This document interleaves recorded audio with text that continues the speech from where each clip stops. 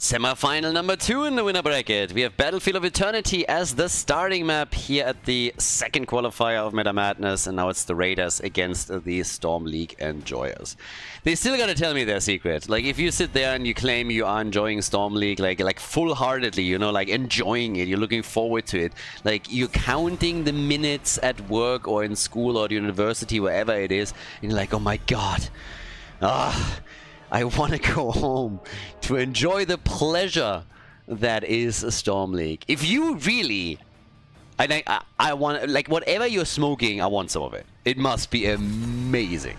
So, yeah, Storm League enjoyers, they have to tell me their secret eventually. But they have been actually playing extremely well here, and they managed to get into the winner bracket semi-final. So now they face off against the Raiders, who, of course, themselves had a pretty good run. Now, we are in the second qualifier. That means we have 8 heroes that are totally pre-banned. Right now, we have them listed down here, and every single hero that gets played can only be played once. Meta Madness rules. Let's go. As we're heading into additional qualifiers, by the way, qualifier 3, 4, 5, we will have more pre-bans. So progressively we're banning more heroes out until we're hitting the playoffs. And I will always then let you guys know when we reach another qualifier what heroes are banned and how many of them. So yeah, just so that everybody is aware of that. But now we got the Raiders. Of course, looking to hit another winner bracket final here, at least for now. Another best of 3 series, and Battlefield of Eternity is also starting us off on the map that usually features a lot of team fights. So we have our first pick on the side of the Polish team right now. I also heard apparently there's like some kind of Polish Independence Day today. I have no idea if that's actually true or not. I'm sorry, but somebody dropped this in chat earlier. It might have been BS, like, I don't know. But in case there is, good on you boys. Let's go. Napidalai. So, we got Chromie by Itrax, which I can actually appreciate because it also takes Chromie away from Nano. Yeah, Nano is now in that situation where he obviously gets targeted with bans and picks, so to say. So that's already kind of annoying for him. And Hanzo isn't available anymore either, simply because, yeah, Hanzo is one of the pre-bans. So there's that. But, okay. We get Garrosh and we get Whitemane. I mean, the second that I see Garrosh this early in a slot, my alarm bells are... They are banning Zarya. Like, just period. If Zarya doesn't get banned by the enjoyers, then I don't... Yeah. That has to be a Zarya ban. They've shown... Even if they just want to bait it out, and they don't even intend on picking her, you gotta ban her here. They've showed her in this tournament with Garrosh. This is Battlefield of Eternity, where initially Zarya Garrosh was played. If you don't ban Zarya in that situation, you must really, really fear a different hero that could take you down. So, yeah. Muradin and Tracer are getting picked right now. And, well, there's Malfurion who gets banned. So, fair enough. Let's see what else they're getting here. And especially what they're trying to get rid of now. Also, when we're talking about immortal damage, I mean, what else do we have? If anybody wants to go for Jimmy with Exterminator, they can obviously do that. We have also some mages. I mean, we even saw Nazebo with the Spider build at one point. I think we're going to see that a bit more as we're progressing through the qualifiers on Battlefield of Eternity. But you also still have Greymane around and a few others. And there's the Zarya ban. Again, that one was telegraphed. If you go this early into a Garrosh pick, this aggressively, Zarya has to be banned out. It's obviously one of Johan's main. He plays a lot of Johanna, he plays a lot of Garrosh. We've seen him on a couple of these, but every single time that you get on Battlefield of Eternity this quickly a main tank picked like this, you have to get rid of Zarya. This is the map where the duo was first established, and they also played exactly the same composition previously in this tournament. Not quite on Battlefield of Eternity, but yeah, it's fresh in everybody's mind. Any other ban than Zarya here would have absolutely shocked me. Cassia and Urel are the picks now. So again, good damage and good poke. Zero can always come in with a second. It's also kind of funny to me that Hunter Orc in game number 1 already drops Whitemane. They banned some of the supports. Anduin isn't here. Now we get the big fat panda, aka Fat Illidan, Chen and Uther. Okay, so... final pick, last but not least. What is Zero gonna pick for us? We need a bit more damage here. Going up against Muradin and against Chen. And we get Artanis. Okay, somebody has been watching too much Dino. Clearly. It's a bit of a handicap for the blue team. But let's just go. Battlefield of Eternity. Map number 1 in the best of 3 series. Between Storm League Enjoyers and the Raiders. Prepare yourself for battle. The Raiders on the left with Sven on Urel, Zero on Cassia, Johan on Garrosh, Hunter Orc on Whitemane, and Nano with the amateur opponent on Artanis. Over on the right side of the map, their opponents, the Enjoyers with Arian on Tracer, Ether playing Chen, we got Lavakal on Uther, Muradin played by Twice, subbing in for the team today. And we have Itrax playing Chromie. Stealing it away from Nano, who's now forced to play Artanis. A poor guy. So, yeah, you see he's sad. He even shows us with his mount that he's sad. He's sad that he can't play Hanzo. He's sad that he can't play Chromie. And he's sad that he has to play Artanis. So, he obviously didn't want it. His team forced him to... I'm totally not making this up or anything. But yeah, this is how this draft really happened and came together. This is all that I'm saying. But alright, now a little bit more poke going on here from Chromie, of course, from afar. Top side with a 2-1 trade since the red team decided to go for a 2-3 split. So might get some reinforcements eventually. For now, the blue team is just trying to dominate the bottom of the map with a 4-man setup, which is fairly traditional for this map. Level 1, we get the Tracer rounds. And yeah, let's get the party going.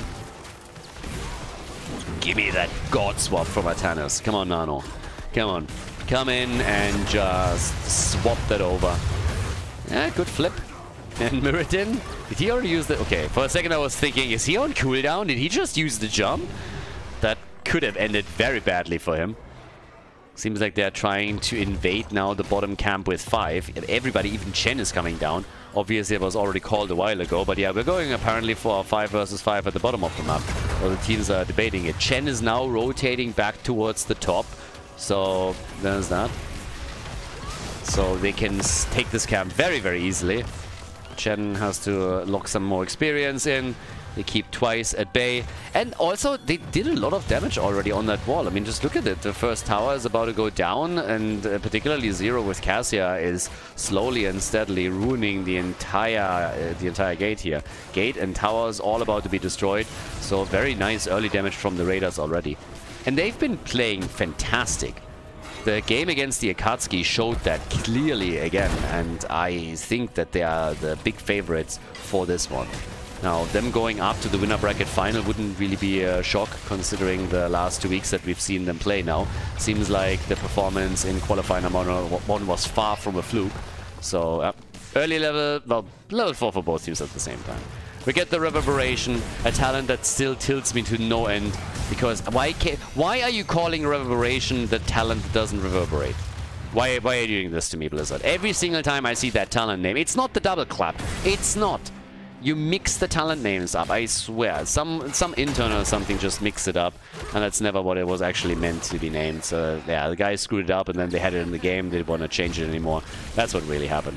These are the stories Blizzard doesn't want to tell you, because it makes no sense. Why would you call this Reverberation? What exactly is reverberating here? Nothing. The second clap is on the other talent. It's like, Blizzard, sometimes, seriously, you need to be slapped around a little bit. Alright, anyways. So, we got Inner Light and... Inner Light, you're beautiful the way you are.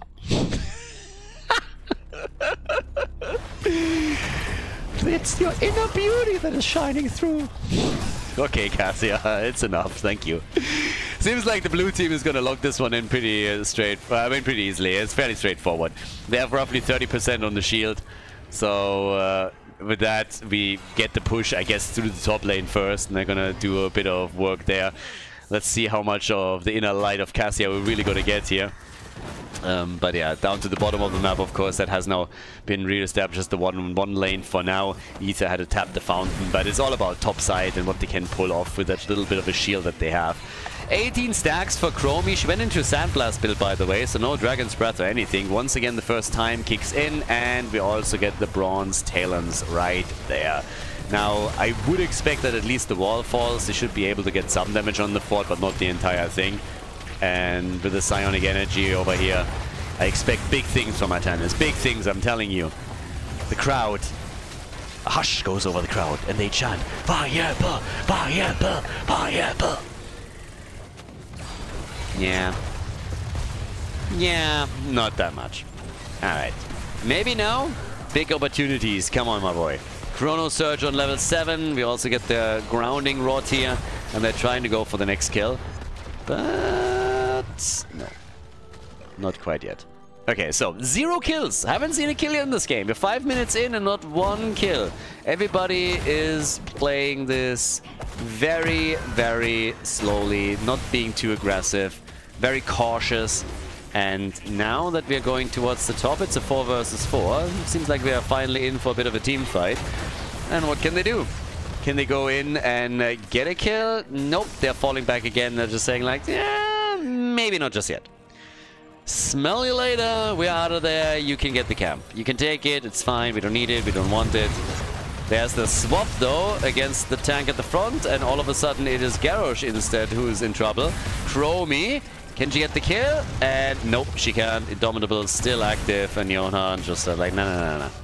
Ain't happening. You're not gonna get the kill this easily. He was getting a bit closer and trying to get himself some HP back, but not quite. Still kind of amazing that we're now 6 minutes in and we didn't have a kill yet. If you think about some of the games that we had in the previous rounds, we were walking away with 10 kills at the 5-minute mark easily. Not so here, though. Also, 0 stacks for Muradin on his baseline. Chromie, on the other hand, is getting more and more connected and is about to complete her level 1 quest. Bit of a shame. I think Cassia is actually hitting quite nicely. If she would have started with stacks, we would have a very serious amount already here. But yeah, not quite. But again, damage output should still be fairly alright for her. Obviously, Immortal is back up, so the teams are going for Durell a bit later to the party because she's going for the camp. That will at least apply a bit of pressure. Chromie with 15,000 is the top damage dealer. Very, oh my god, 10,000 HP on the dot. Look at you. If that wasn't scripted, then I don't know what is. So, there we go. Has Muradin by now completed? No, still not done. Ah, yeah, because we're not on level 10 yet. Actually, mixing the talent up. I was talking about the other one. Level 1. Anyways, down at the bottom of the map in the meantime, let's see what we're going to get there. We have Chen defending, which she has to, which likely is going to result... Oh, they actually give this one up? Huh. Okay. I mean, they were close to level 10.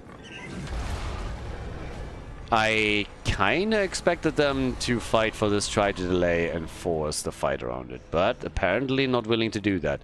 So a single kill is all that we had so far, and now with level 10 they're trying to maybe force this. Okay, 50% on the shield. This is honestly going to be a little bit awkward down here. 50% on the shield can definitely be a problem. Once that the wall is opened up, Chen can start coming in with the keg and can do his play there. Hasn't done that job. Oh, yes! Yeah! No ult! And that's the end. Urel gone. No chance for her. So that's a little bit annoying. Yeah, so she's gone. And, well, seems like we're going to get another kill. Atanas is down too. I told you they went full handicap on this one. Raiders with now 0 kills to 3. So they lost 3 heroes already. They lost their bottom fort. And yeah, this isn't really looking that great.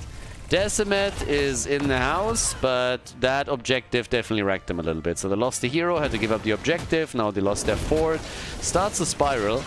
Level gap between the two teams, and the enjoyers are still enjoying themselves. Chen should be able to jump over very easily, and it costs them Garrosh at the top too.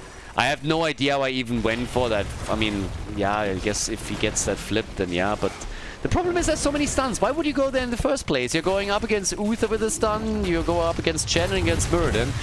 I'm not so sure what the Raiders are doing, but they are definitely starting to struggle. So Twice is pausing the game. I believe they had some trouble earlier also with one of their players disconnecting. So most likely the same thing has happened again. But they are now looking better and better here. They have a level advantage. They have 4 kills to 0. They destroyed a fort at the bottom of the map. Urel obviously has to come in and now help out at the top. And there we go. Also, by the way, Muradin finally got a stack Kappa. Yeah, totally didn't mix up the talent for the level 1 earlier. So, we got on 10 Ardent Defender. It's actually kind of amazing how many Urels today were not able to use their ults to save themselves. That happened mainly in the previous series with Stukov shutting it down with a lurking up time and time again. But even here, just these stun chains against Urel. I can only imagine every Urel player just sitting there hammering the button like a maniac and be like, trigger! And then nothing happens and they just die. So, yeah. But okay. Situation still hasn't really changed all that much. The top fort is low on the red team side, but it's not destroyed. So there is a lead for the Storm League enjoyers. The Polish team is just doing great today. I've been talking a lot about the Raiders and how well they've been doing, but let's not overlook that the Storm League enjoyers have also been doing a stellar job. And they have taken the lead here, which means now a talent advantage. This is obviously going to add a bit more damage onto the top side fort. Not quite going to destroy it yet, but they're working on it. And there's only one team that can take a camp during the objective, which is always nice when you can apply additional pressure. Chen down here. Is he going to try and delay this? I mean, they're all rotating in. Blue team is not getting this. They gotta get out. They're gonna lose heroes now. Yeah, if they don't get out quickly, they're gonna be in real trouble. Artanis is already about to be saved. Flips himself out in once again, has the shield, and he gets killed. Yes, and so does Garrosh. So yeah, congratulations. You lost just 2 heroes just before the objective spawned. Wah, wah.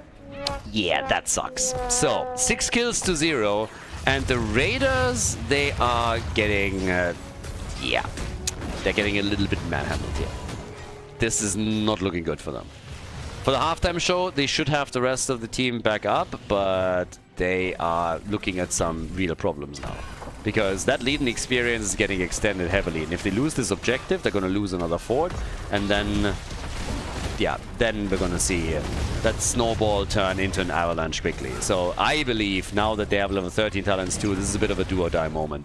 Come in, make your play, and do the best you can in order to take them on here. But Garrosh gets caught. Okay, can they kill him? Doesn't seem like it. Alright, maybe now an opportunity to bring this one back. And not quite there yet. Keck already being used. Trying to isolate at least Cassia and get her away from the fight. Chromie is still poking down towards the bottom a bit. And Garrosh at the front. Careful. Yeah, they look for any kind of kill they can get. Any hit, any stun, any kill. They can't just simply trade, or at least I don't think they should. But it seems like that's what's gonna happen here. Chromie pokes, and they have the Immortal super low already. There's a bit of a swap as they go for Ether. Chen gets the Divine Shield, and in the meantime, the Immortal gets claimed. If they don't get a kill now, then they're gonna really struggle to defend this. Yeah, Muradin, he's gonna get out. Twice is totally fine. Chen jumps in again. Nobody is really threatening them too much, and instead what we're seeing is Chromie trying to go for the temporal loop again, force them into the fight once more. But at the bottom of the map, it's already the camp that was taken previously with the catapults that is pushing onto the keep. Up at the top, they're going to lose this fort for sure. It's half a level until 16. The Storm League enjoyers are looking just incredible here. I mean, how are you going to stop this right now? Seriously. That top fort is going to get destroyed, and then it's just a question of what else are they going to do. So everybody is waiting for Urel, and Sven needs to ult it up quickly, and he dies. Didn't have the cooldown, and that means that Urel is dead. At the top, they're trying to defend against the Immortal, and down here with level 16 talents in their hands, they're going for the keep. What a display of strength from the Storm League enjoyers. They are doing an incredible job in this first game to not only defeat their opponent, but also make a statement. Keep's gone. 7 kills to 0. I mean, again, the Raiders haven't gotten a kill yet, guys. Not a single kill. That's where we're at right now. Hit after hit is coming. 45,000 damage by Chromie. Chen just is like, yeah, nah, not today. Sorry, guys. Like, we'll fight you later. And they just back off. They got level 16. They've taken the keep down. They've only lost a single 4. That's all that was destroyed on their end. And they're just looking better with every single fight. And if you are rooting for the Raiders, they need 16. They need to gap or close an entire level gap, and then they have maybe a chance to do something here. But it's, yeah. I think the next objective is probably the last fight where they can fight it out. If another objective gets taken by the Storm League Enjoyers and they don't lose multiple heroes in the process, then they're likely going to go for... First of all, they're going to get the keep. And likely they are also going to go for core. So, close the gap to 16. Try and go for the fight. Yeah, they try for Muradin for a second. It's not really working out. I mean, again, just as a reminder, they went over Artanis in game number 1. I'm not quite sure that is really necessary here. Hunter Orc, okay, he survives, but can he also survive through this? Nope, he cannot. The ult of Chromie puts an end to him, and now they're putting an end to maybe Garrosh. Urel barely got the ult out, but they're trying to block the entrance. Couldn't quite make that happen. But yeah, objective is coming up, down at the bottom of the map. At least the fort is now taking damage. At least that. Does it get destroyed? I mean, maybe Chen can save it just in time, but 16 is now available. They need to wait 15 seconds for a white main. That's obviously annoying as hell. That means it's a free halftime show. And you got to do something, guys. At some point, you have to face the music. You have to go for a solo YOLO. Come in, try and take him on, force a fight, win one, and then turn it. Because if you don't, you're running out of space, you're running out of time. It's just not happening. So, yeah, there's the engage. Whiteman is on the way. The bottom fort has indeed fallen to the camp. This is your moment of truth. This is really where you have to make it happen if you want to have a chance to come back. The Enjoyers, on the other hand, they are just, yeah, they're great. They are looking at an opportunity to potentially end the game. They have time. And they've also taken, yeah, pretty much 50% of the HP of the opponent's Immortal out. So if they can now dominate that choke point here, that would be the dream. Muradin jumping out, waiting for the trade to kick in, and Chen also just is like, yeah, I'm gonna be back later. So he moves back again. And we are still waiting for kill number 1 for the Raiders. Still waiting for their first kill. Halftime show victory is there. So can the red team win this one? I mean, they are poking again. And this is more and more outside poke. So time is again working in favor of the Enjoyers. They can just sit back with Chromie and can just fire away here, which is exactly what they're doing. So the blue team has to decide what they want to do. If they go for the Immortal of the red team, it's going to be a race that they're going to lose. If they are going for a fight, they have to pick their battle and also their battleground, of course. So where is that fight going to come from? When are you going to make the move? They're trying to come in right now for twice. Muradin is low, but he gets away. Muradin, okay, yeah. I mean, they nearly got the kill, but he gets away regardless. Now they move in for Nano again. He's low. Chromie gets flipped. Artanis is not dead yet. They might be able to turn the fight around, but they're also incredibly low already. Everybody's so close to dying. The first one to fall is Cassia, though. Main damage source gone on the blue team. Now they lose Garrosh. Another Stormbolt hammers it home against Artanis. Sven is also in trouble. They are all about to fall here. They might get Shen. Even that is not a guarantee. First one, the Space Goat. She gets eliminated. And this is it. 5-man team wipe. 5-man team wipe. There it is. The core has already lost a fair amount of hit points to the catapults, and that is the lead in this series for the Storm League Enjoyers, everybody. So, respect. Not a single hero killed. 13 kills to 0, and they lock in the W on Battlefield of Eternity. GG. Alright everybody, before we're going into the next series, once again a quick note and a PSA here. If you want to support the channel for absolutely free, doesn't cost you a thing, you can just click the link to one of our sponsors in the description. They have currently some pretty insane offers because of Black Friday, Christmas coming up, but even just clicking the link and visiting the website already helps the channel. So take a few seconds and check them out. And in addition to that, I also want to highlight again that I absolutely love the products that these guys have. I have multiple watches from them. They also have sunglasses. I own a pair by now too. And currently they have some incredible offers. So if you're still shopping for Christmas, if you're still looking for some presents, you want to buy something for yourself, you should really check them out.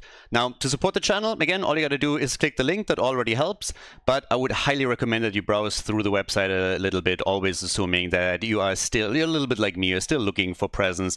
You haven't really given them a big thought yet, but yes, you can find all of the special offers that they have there right there on the website. Can obviously change to the language of your country too. So definitely make sure to check them out. But again, to support the stream, to support me, all you got to do for now is just like have a look over there and browse a little bit through their stuff. Thanks a lot and enjoy the rest of the series. Alright, game number 2. The Storm League Enjoyers have taken the lead, and now we're heading into the second map. Now, again, 18 heroes unavailable, 10 played on the first map, 8 pre-banned. So what can the red team pull off now?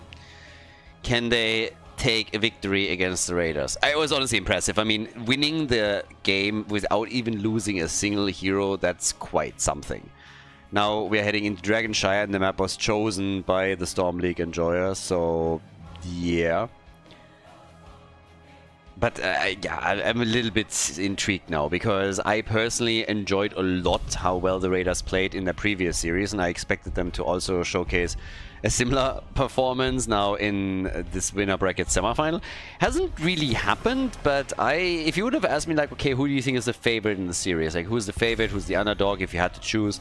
I would have probably just gone with the Raiders as the favorite very easily, because how well they played last week, the performance that we saw against the Akatsuki, and now the Enjoyers, who struggled a bit in the first tournament. I know, massively. Again, they still had a decent position, but I really want to see what they can do now, because a 2-0 victory over the Raiders would be quite the statement now. Will be a lot of fun too, because again, the teams are obviously fighting, you know, for position. They're fighting to make it into the playoffs. So, yeah. And they play with a sub today. It's the other thing. Twice is a sub for the team. Now, he is someone that the team played with in the past, of course, but a sub nonetheless. So Sergeant Hammer gets banned again. Everybody is trying to get rid of Hammer. Nobody likes to play against her. I think there's a chance that eventually she's going to end up on the chopping block with the pre-bans, but for now, teams still have to address her. But of course, now with Dragonshire, there's a few heroes that we could see, like Rexa, again.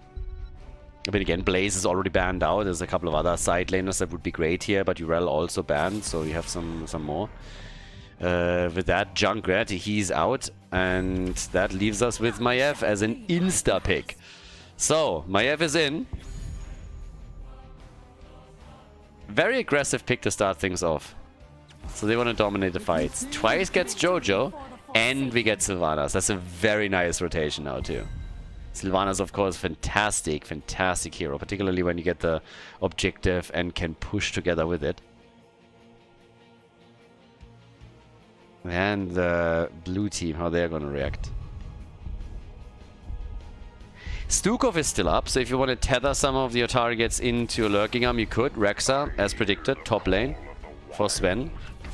And we have Varian now. Okay, so we're actually getting quite aggressive here. We have stuns with Rexas, Misha, we have Varian moving in, we got Maiev for some tethers. I think Stukov would be a very nice support to follow up some of the things. We actually have I mean, again, it's game number 2, so of course we have plenty of options available to them. Don't really have to go for Stukov, but this tether into lurking arm play is of course extremely popular. You have still, you know, they got Kayn, Malfurion, I mean, we got plenty up. Uther's up too? No, Uther was actually chosen. Yeah, they banned Stukov. Stukov was the low-hanging fruit choice right there. He was the one that we all kind of expected to be banned, I assume, or picked, if not banned here. But we're getting rid of something on the red team side. What are they the most worried about now? Could target one of the side laners here, of course. Support, not so much. Yeah, they get rid of the Dehaka. Dehaka actually slips my mind. Like, I really thought for some reason that Dehaka was already out. I thought it was pre-banned already, but yeah, no, not the case. So, what do we get instead of that? What's left for the top lane that they consider strong enough here? I mean, plenty side layers available. Imperius, Malthael. No. Rhaegar and Jaina. Yeah, the Blondie team. Okay.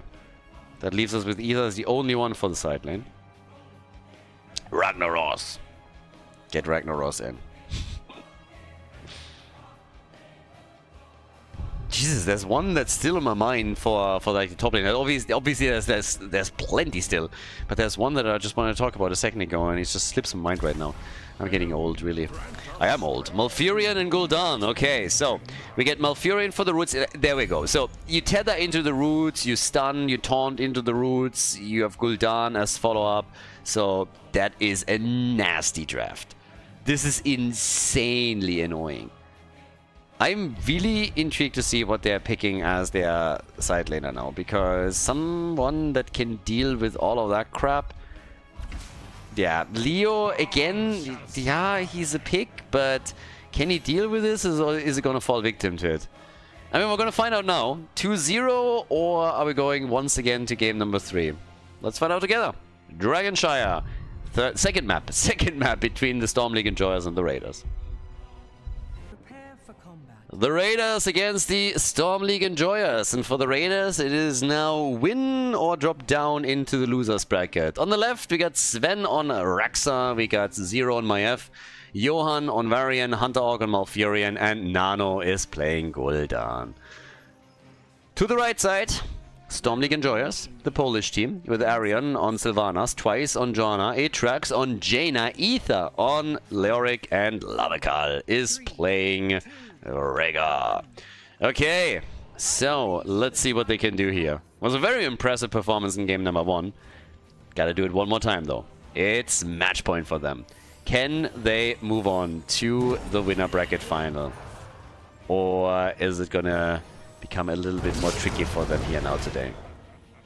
Well, that's a big question. So, as is, we now have Leoric up at the top, already dealing with this. The janitor is in the house and is trying to take out the trash here. And already a bit of a trap against Sylvanas, and they're fine. Alright, so Sylvanas is able to get out. Still running around on the pleb horse here. Somebody has to sponsor that guy a proper mount. Somebody has to. So, yeah. Now, we have, of course, still the King of Dragonshire at the top, aka Raxa. Raxa, any hero, I guess the Vikings can also do it a little bit, but Raxa just in general is amazing here because he can take the objective and still control the lane at the same time. There's pretty much no other hero that can pull that off properly. So that gives you an advantage as the game continues and will force your opponent to rotate other heroes over. Ooh, we got Saki Saki build. Look at that, Nano, he's going with Saki Saki. Chaotic Energy on level 1, so we're going full drain on this one as it seems. Haven't seen that in a hot minute. I mean, it's not too long ago, but it has been played several times this year, but in the last 2 tournaments, I believe, I haven't seen that. So, yeah, good to see that again. Has been a while, so let's drain them all. Let's go. Yeah, the first objective now coming up. There's also still Jaina down at the bottom. Jojo's rotating up to the top. Each team has already taken their bruiser camp. So that's what they're already going for here. Trying to get also first blood, of course. An insane amount of CC for the blue team. And now they have, of course, also Taunt for Varian. Who would have thought? We have the health funnel in right here. And this is gonna get insanely dangerous. It's gonna get really dangerous. Leo at least has a slow available now with the paralyzing rage, but yes, as you can see down here, Atrax nearly died because Johan came in and nearly got a solo kill on this one. It's just absolutely bonkers. Once that you have not only Taunt, but also the follow-up that they can now get with Maiev, with Malfurion, with Gul'dan. I mean, this is getting really, really annoying. Now, double control on the objective already. At least Sylvanas down at the bottom of the map is currently winning the battle against Nano and is forcing him back out. But the pressure is still there. So they're trying for some Siege Giants at the bottom to give them, yeah, like, I don't know, a little bit more wiggle room at the bot lane and some relief there. But I still gotta say that I wanna see how they are controlling this blue team, because once that the train is running, it's a pain train. It's a Taritate pain train. Choo-choo! And it's going straight for it. So yeah, get ready. The office linebacker is back, and the Raiders they apparently hired him. So, top side, battle still goes on, and they have to already send up 2 against Rexa, which means they're soon going to lose this down here at the bottom of the map. They take double control for a moment, but that's not going to last, I can tell you that much already. And Rexa is wrecked. Okay, so at least a bit of early game success for the Enjoyers. That's already starting off well, and guess what? When you have Sylvanas already on lane, what do? You of course push. So it is Maiev that goes up against them. But this is still, I mean, with a double camp, or sorry, a double minion wave pretty much, they're getting the entire wall. So, yep, that was a huge success. Fantastic kill, and then as a follow-up, they get the entire wall. Now, down to the bottom of the map, what we're getting instead is, it's a trap. Bit of an Admiral Akbar moment, as it seems. Yeah, or not, because... Alright, they try to scare them away. That didn't work. The camp gets taken too. Would have been kind of funny if the two of them would have engaged and all of a sudden Johanna comes in from behind and says like, what do you want, boys? What are you trying to do? This is actually really well done, because now Sylvanas is sitting in the middle and can technically try and take the objective, and everybody that is defending has to make a choice whether they want to move down at the bottom of the map to defend the lane or whether they want to defend the objective. And over here Sven dies again, so another big problem right there. So yeah, that's already a thing. And Sylvanas gets a kill, oh sorry, gets killed, but they got the kill with Sylvanas, and then Sylvanas gets killed. But they also did some work down at the bot lane, so yeah, they are doing some serious damage to the blue team. And thankfully for them, Gul'dan was able to recover the shrine at the bottom of the map. Because if they're not getting that, then it's Dragon Knight #1 for the Storm League Enjoyers. So they aren't... Storm League Enjoyers are doing pretty okay. Next quest, Curse of Exhaustion, is in. Next talent. But no team has really fully moved ahead just yet, so there's no massive advantage or anything just yet. Every play is basically countered. The only difference is really some of the structural damage that has been established already. And I guess there the Enjoyers have an advantage, but it's still a small one. Nice damage against Zero on the other hand, so Maiev putting her under trouble is always nice. And they're putting the top lane even more under trouble. Again, this game, this play continues time and time again. So they're actually forcing Rexa back with Leoric, and then Sylvanas comes in, and thanks to the minions, they're getting a ton of damage connected. Maybe Leo dies for it now, but even that I would consider worth it, and it doesn't even happen. He moves away from it. So now they can try and channel here again. Varian is sitting tight, interrupts, but the pressure is on the blue team, and I gotta admit that I did not really think that would be happening this early in the game, because from the start it seemed that with all the CC that is coming from the Raiders, they are going to be the ones driving the bus here. And they're not. Instead, we see Malfurion die. Malfurion dies. That's kill number 3 now for the Storm League Enjoyers. Gul'dan has taken over the bot lane, so at least they got that. But this is another... No, these are... Clutch. Varian survives. Yeah. That is not a bad idea with the Entomb to block him off, but it's not really working as well as he thought it would. They still get a kill on Varian, and so I think at the end of the day they don't really care whether they kill Sven, who the Entomb was targeting, was trapping, or if they kill Varian. They got a kill regardless. And now Leo also dodges out on the stun and moves back here. So 4 kills to 1, but still no Dragon Knight. But this one's nearly gone. And once you don't have the fountain there anymore, your top lane control is going to suffer even further. So this is quite the game here. Yeah. Now down at the bottom of the map, we're still looking at Nano doing his best to control this lane, which is going to fall apart for him right now. And if they get the kill with that, that would of course be the dream. And Jojo still at the Iron Skin, good for her. If without the Orogi would have fallen. Leo falls at the top, so finally a little bit of Varian action that they could do here. Gul'dan goes down at the bottom of the map. They might even get Malfurion here. Sylvanas is going deep and forces the ult, but of course now they can also attack the structures again. So the same type of play that they've been executing at the top is now what gets Miro down at the bottom of the map. And they even get a Dragon Knight with it. I gotta admit that the Enjoyers... No, actually, sorry, it is the Raiders who get the Dragon Knight. Raiders get the Dragon Knight, but the lane pressure at the bottom of the map is where the Enjoyers are starting to take another 4 down to below 50% HP. So the Raiders are sneaking the Dragon Knight, and now Maiev is sitting there like, yeah, they can't really do a whole lot with it now. Have to wait for the rest of the team to at least say hello, and then we're going to see what we can pull off in the middle. But I like the way that the Enjoyers are rotating a lot more. Yeah, well, Rexa at the top, I mean, he has to step it up a little bit. He's been doing the bare minimum so far, but it's not impossible for him to step it up a little bit. But if he loses Misha again, for example, that would be totally unbearable. So, yeah. Sylvanas taking her down was nice. I mean, bear with me here, but if they do that a bit more often, then they might actually be able to win the video game, you know? So there's a few chances that they had to make something happen. 13 against 13, even talent still. It's amazing to me that this top fort has actually not fallen yet. It's actually kind of crazy. I would have expected anyone to move in there and just take it. I mean, Leo alone could have gone in for it, you know? But he never really did. But okay. So, down to the bottom of the map. I mean, they're trying. They're trying to flank. They're trying to see if maybe somebody gets caught. It's always Varian at the front that's looking for a taunt. Varian, of course. I mean, again, you know how Varian trains? He sits in front of the mirror all day long, and it's just practicing his insults. Your mama is so fat that Thrall's chain lightning bounces off 3 times of her. Your mama is so fat Stitches can't hook her. The classics, you know. Your mama is so fat Garrison's a wheelchair now after trying to throw her. It has to be the classics. I mean, you got a couple that you can go very generically, and then you can also, you know, just like target them a little bit more.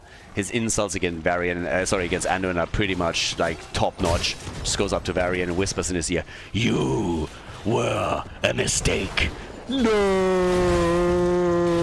And yeah, that immediately triggers rage, and then of course the attack is coming, so that's just what it is.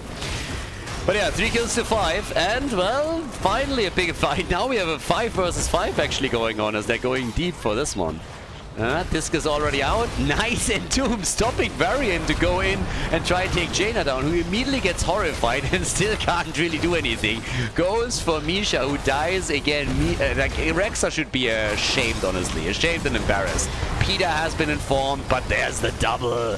They get the big double kill, and now they can, of course, try to not only get an objective, but also finally take a couple of these structures down. They even drop Malfurion. Malfurion is dead. 8 kills to 3, level 16 in their hands. The Polish team, everybody, they are starting to crush it. Big momentum swing in their favor after they win the team fight down at the bottom of the map. 2 of the forts are indeed destroyed, and now in the middle they can destroy the next as they are grabbing the Dragonite.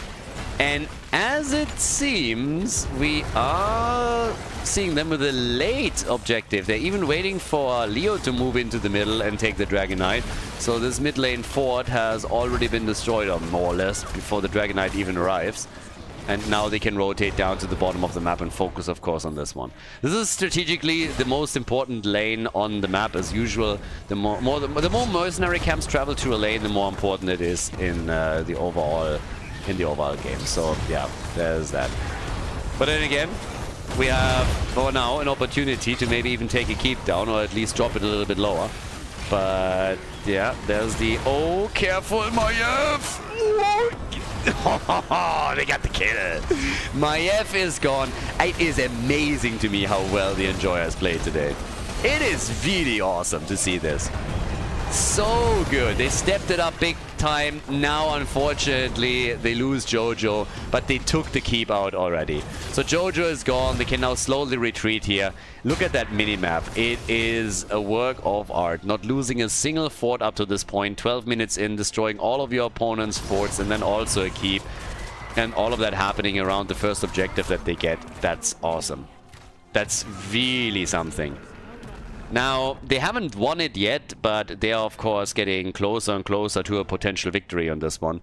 And, yeah, it is an impressive one. If they move on to the winner bracket final and the Raiders are forced into a lower bracket run, then this is going to get interesting. So, yeah.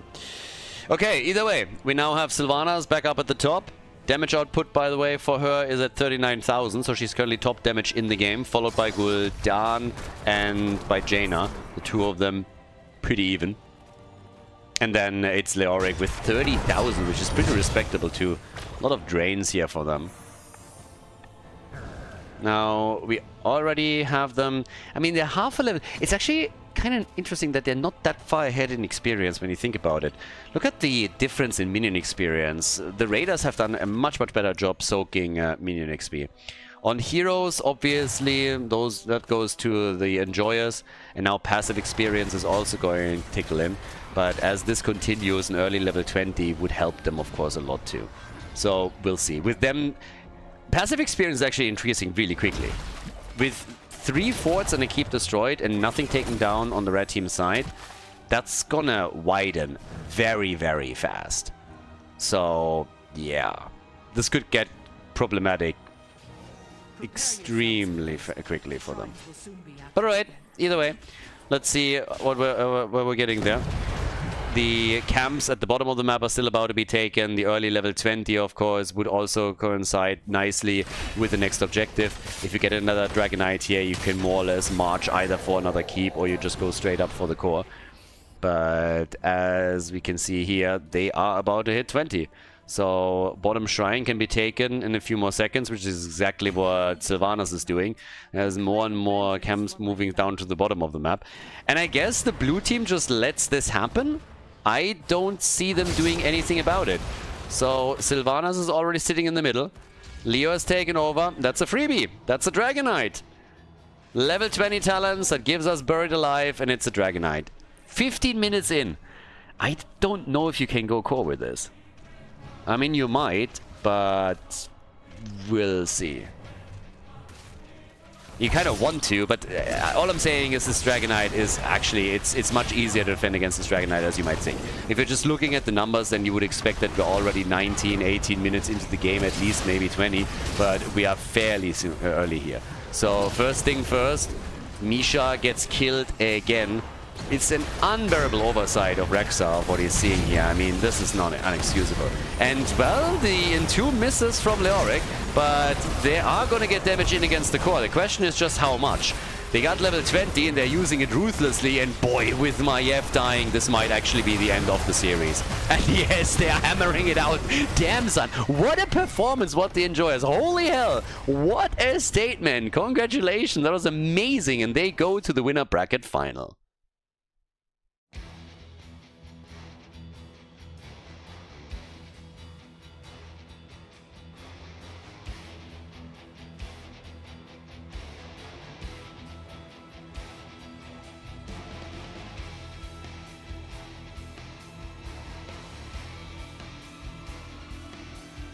Thank you everybody for watching the video today. I hope that you enjoyed the show and the commentary.